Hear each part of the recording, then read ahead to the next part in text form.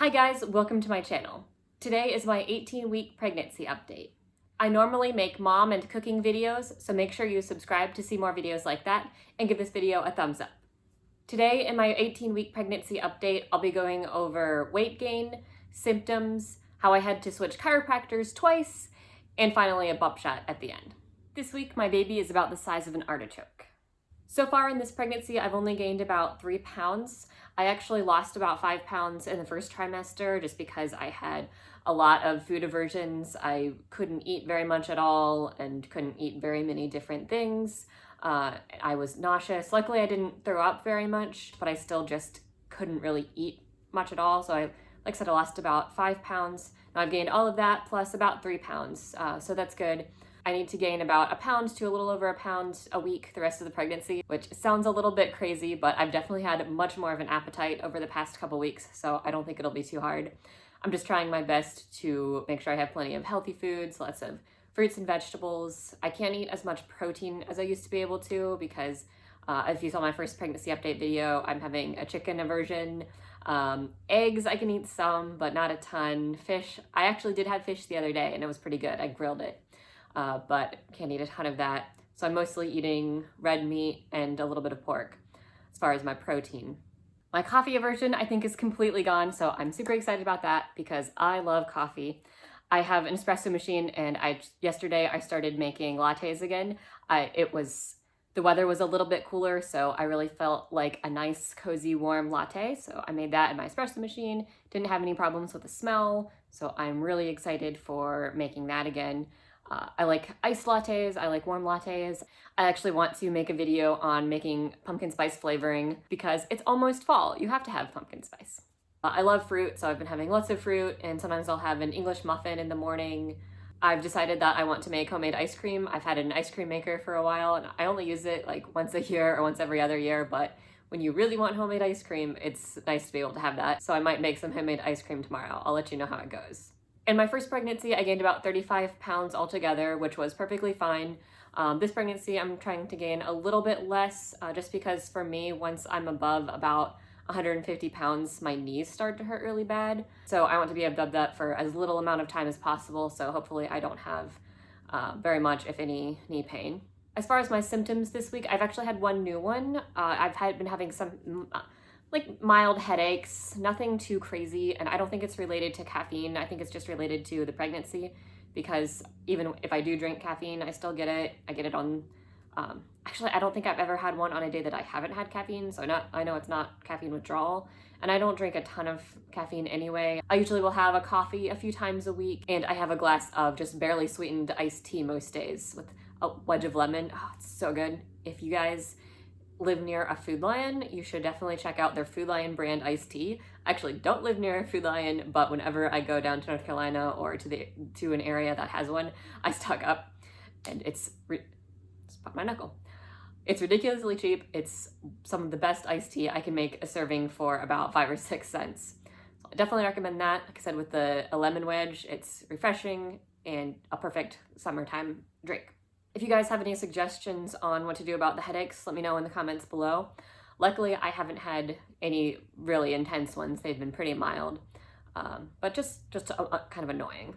Now, off and on for most of my pregnancy, I've had some mild back pain. I had a back injury a few years ago. I actually broke my back. It's a ridiculously crazy story. If you'd like to hear about it, let me know. I might do a story time video on it. When I'm not pregnant, I don't have very much back pain, so I think it's maybe a combination of that and being pregnant is giving me some back pain.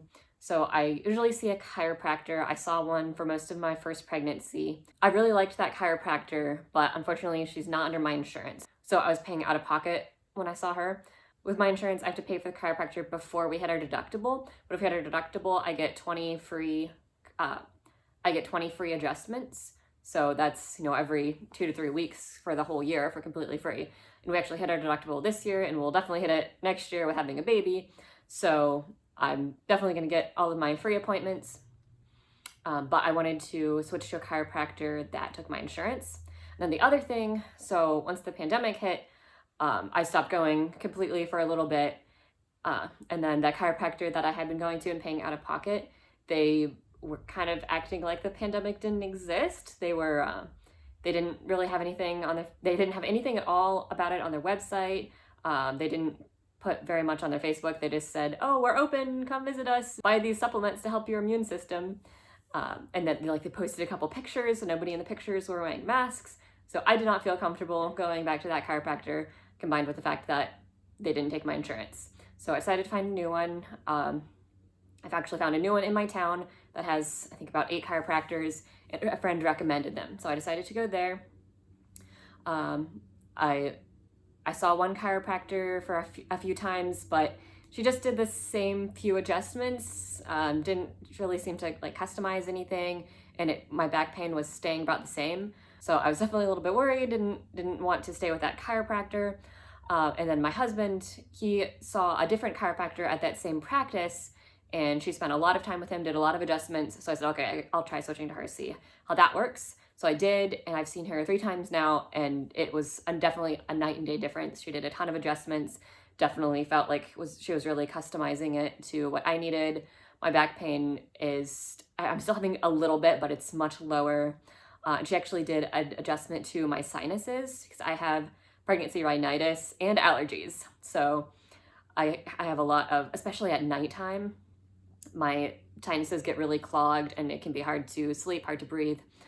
So she did an adjustment on my sinuses, and that lasted like a week and a half. I'm just now kind of starting to get it bad again. So I'm seeing her tomorrow. I'll see if she can do another sinus adjustment. So yeah, if you are pregnant and or in general, if you're seeing a chiropractor and have any sinus issues, definitely mention it to them. They might be able to do an adjustment that would help you. So if you're seeing a chiropractor and it doesn't seem to really resolve your problems, you might just want to try switching to a different chiropractor and see if that helps. Actually, a lack of symptoms that I wanted to mention is round ligament pain. I had a bit my first pregnancy around this time, which is it's kind of like your abdomen just getting pain in it. It's just your uterus stretching and your baby growing, and it pushes out your abdomen muscles. I had a fair amount my first pregnancy. It wasn't anything that lasted a long time though. It was just kind of like a jab for a couple seconds. It was usually when I would stand up off the couch or have a sudden movement that I would feel it. And I had it a little bit later in my first trimester, but I really haven't had any round ligament pain. I don't know if it's because this is my second pregnancy. My body just kind of already knows what it's doing, so I'm not having that pain. But that's been a pleasant surprise. I am feeling lots more kicks. I feel it usually for several minutes every day, a few times throughout the day. I tried to get my husband to feel the kicks the other day, but as soon as he put his hand on my belly, they stopped. So he must have just put the baby to sleep. Because he had his hand on there for a few minutes and didn't feel anything, but soon he'll be able to. That's about all the symptoms I've been having. Luckily, nothing too crazy this week. Second trimester tends to be pretty easy. I've had absolutely no nausea this week. I sometimes do get a little bit of fatigue, so I just kind of make sure I don't do too much in one day.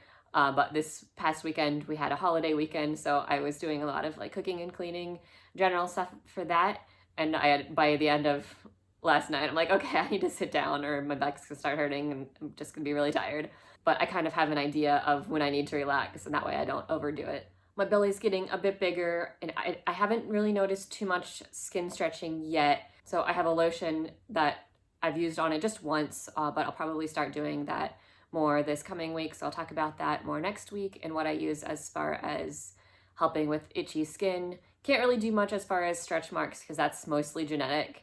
But I like to have something to help as far as just the skin stretching out and helping it not be itchy. We have the anatomy scan tomorrow, so we'll know for sure what the gender is, and are just hoping that everything goes well, don't have any major issues. So I'll let you know how that went next week. And that's about it. If you guys are watching this video because you're pregnant, let me know how far along you are down below in the comments. And that's everything I can think of, so now I'll show you the baby bump.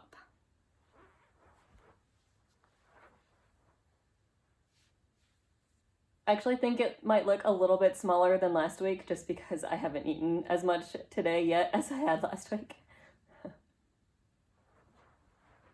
Thanks so much for watching. Make sure you subscribe for more videos and give this video a thumbs up.